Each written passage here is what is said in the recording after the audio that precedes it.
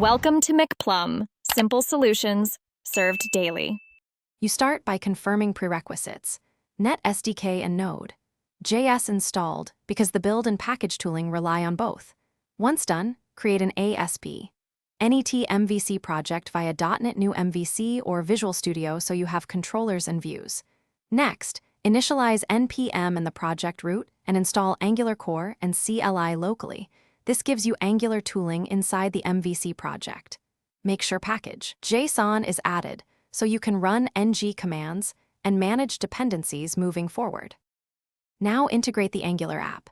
Use ngnew with directory client app to scaffold inside your MVC solution so files live alongside controllers.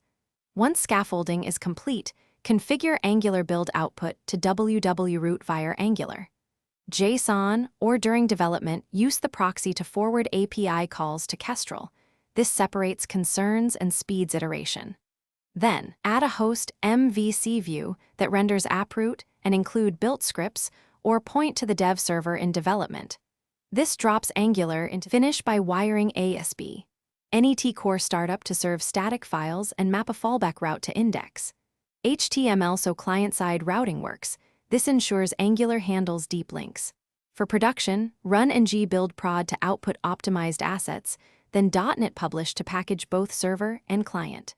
If things go wrong, check the browser console and network panel first.